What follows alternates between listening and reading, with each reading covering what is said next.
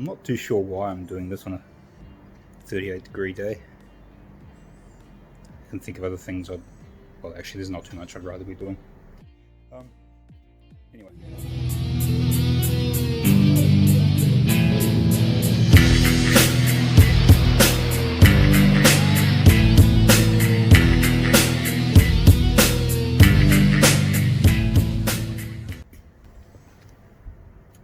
I've welded up the pie cuts on both sides.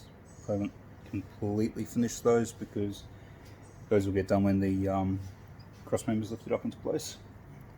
It would be awesome if I could pull that cross member out at the moment so I could clean up the inside of the rails even more. I've done a pretty good job. I'm pretty happy with that. So I've got to finish this pie cut, do these welds. I've welded on the inside of this rail. The other side, I've got to do the inside of the rail, but I've done the outside of the rail. Just sort of moving around between the sides. And I'm going to have a go at these mini holes here.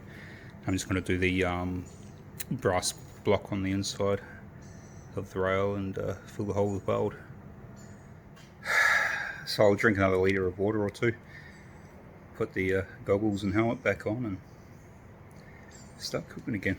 Just as a side note before I thought some of you might find interesting, back in the day, well, 2005 I left there. I used to work at the Welding factory here in Adelaide, and my main job was production spot welder on the VZ and VE Commodores. I used to do, I worked in the South Body Shop, which was Naros, wagons and utes.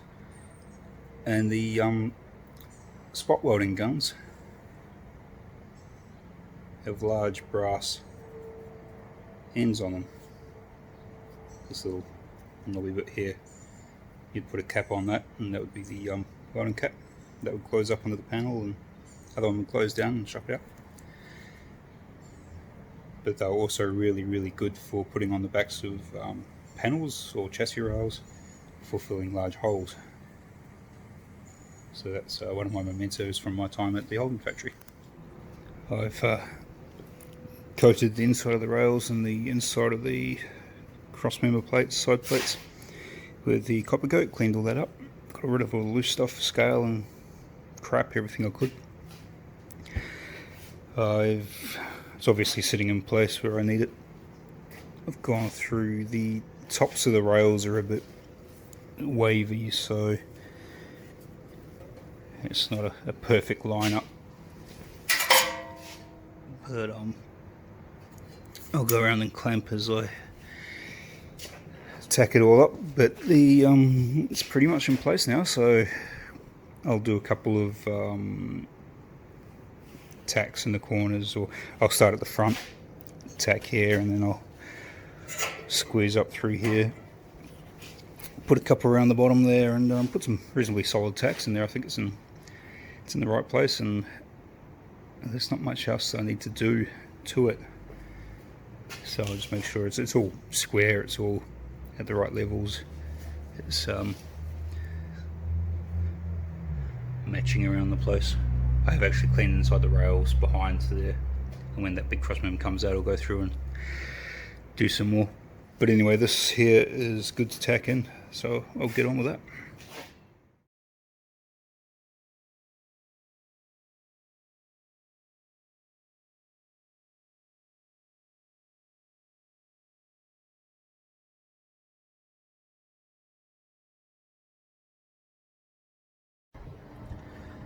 Today I'm dealing with wind as well as heat. It's not the most pleasant thing, but is what it is. Moving on to the uprights, the mounts for the shocks and the upper control arms. In the unwrapping video, the first video about the front end kit, so episode 2 of the truck, I mentioned these two pieces. I just brushed over those, what they were. They are the filler panels for in here. So you'll notice the slot at each end. It fits nicely under here. The slot lines up there, and then you fold it and you trim the end to suit. So that's straightforward. And this other piece that fits on the outside of the rail, you line that up, it's got a V somewhere in there that it lines up with on the other side. I'll use a square and everything when I'm doing this. I don't want to call it an issue, but the thing I've noticed on my truck, and I've looked through car guys' photos and other people's photos that have used this front end kit, a lot of them are on either later model chassis or the earlier chassis. Now the earlier ones, they don't have, a lot of them they just sit straight, they don't have this raised bit here, so there's no need for this fill piece. The others that have the outside of the rail here seems to be like the rail is straight. Mine has a kick out here. It's the same both sides, and there's a factory kick out the rail. Actually, the rail does actually get wider in this section here as opposed to back here. So when I put this plate in here, it doesn't sit flush the whole way along, so there's a gap underneath. Now I could weld the back, this end, and then just clamp this up and squeeze it in there. I think that's a bit of a rough way to go. I mean, it'd be fine, but it just seems like there might be other ways that are better. So what I'm going to do, where I've marked it there, I'm going to do some trimming. So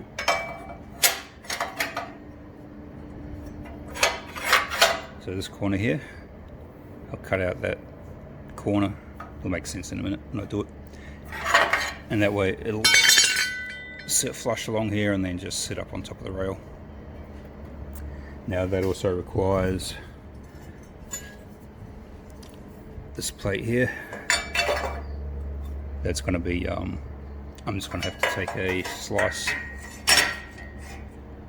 Just take a slice out of the outside here.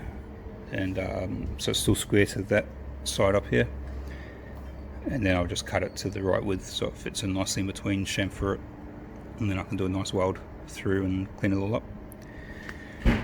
So that's where I'm at with those. So I've cut the corner off this piece. We took a little bit too much off, but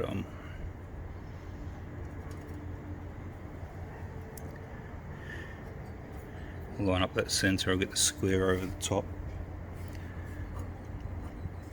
But that now fits flush along the bottom edge there, and over the top of the rail there. It should sit like that, but it's going to be a little bit higher. So I'll take the top piece off now, I'll get the square out, do lots of measuring, set that up all nice, finish welding all the way through there. Nice big chunky welds. And then I'll tack this one in place. Then I can move on to, it was right here.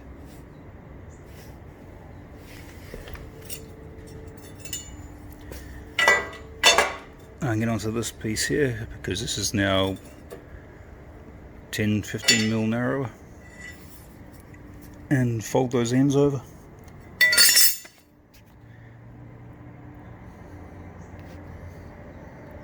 Try and get this side smashed out. I've got the top box section all made up here. It's a side plate, top plate, end caps. I've got the head plate sitting on top. It's just clamped in. I haven't, there's no weld on this at the moment, but I've got it clamped in tight where it's supposed to sit. Couple of lengths of all thread, 1/2 inch all thread, to get the spacing between the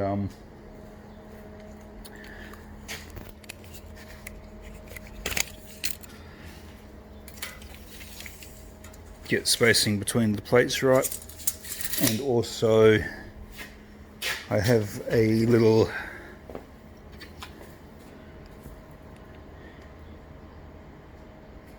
digital angle finder. So I've got the truck leveled up.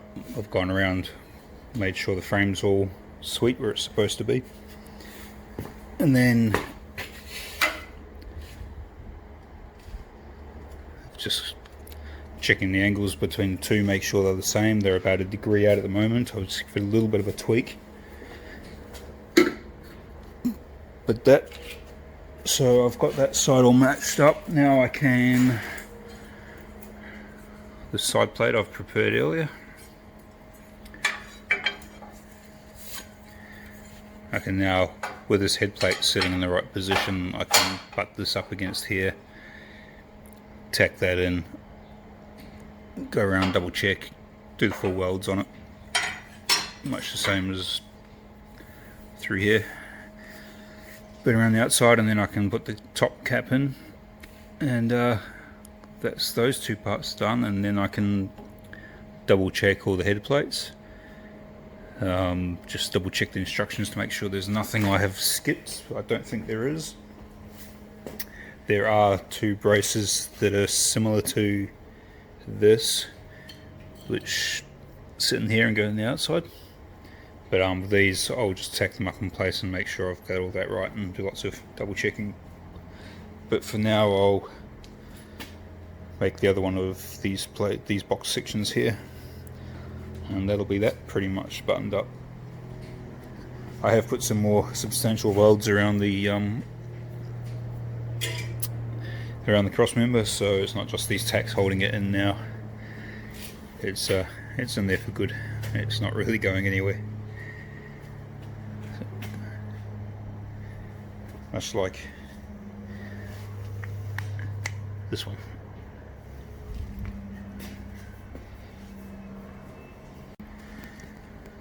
That's the side plate tacked in. Fairly self-explanatory. Now this top plate here, depending how you read the instructions and what pictures you look at, ideally you'd have a joint like that, but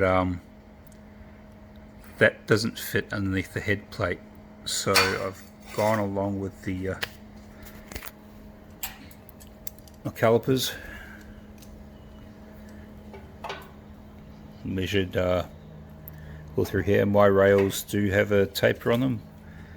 The 40, it's like a 47 mil gap here, 44 mil gap in here. So this plate's straight, this edge is straight, so I'll mark this here at 48, there at 44, and I'll sit that down on the side, and I'll just put a big V, big chamfer all the way through there on these edges. So then that'll sit down flush like the other side in there, and I can fillet that, and then when I grind it smooth, there's a big solid weld through there, and it's a nice square edge like over on that one. So this one here I'm going to weld all the way around, and on the inside, well, on the inside mainly, that allows me to put the primer inside before I put the top on top, and try and keep the rust out of this as long as possible.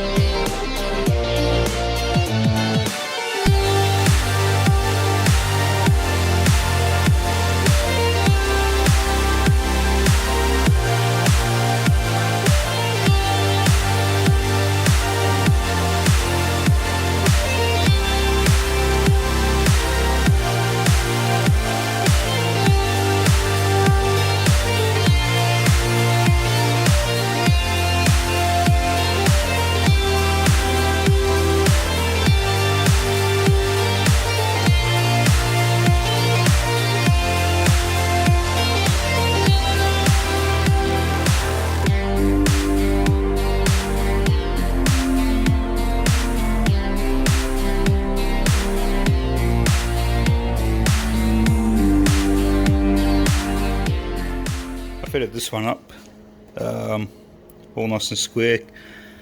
Put a clamp across here, made sure it was where I needed it, where I wanted it. Supposed to run a tack along there, I got a little bit excited. Same down the back. So then set this head plate up with the threaded rod. 86.6 I think it said. So 86.7 thereabouts.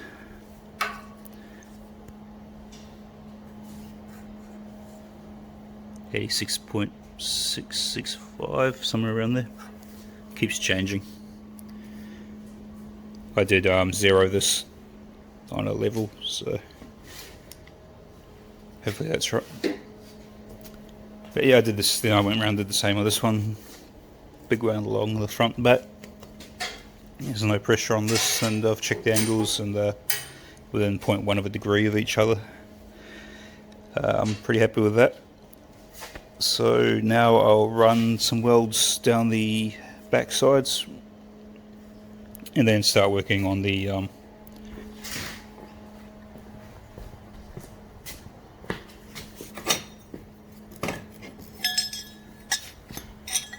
so these are the plates, and need a little bit of trimming to fit, but they slot into there and come around the front side. This one here has got a bit of a kick into it, so I'll just trim that bottom face down so it sits a little bit lower, and they'll slot in there nicely, and then I can weld these up, and the tabs that sit under here as well, and that should be those done.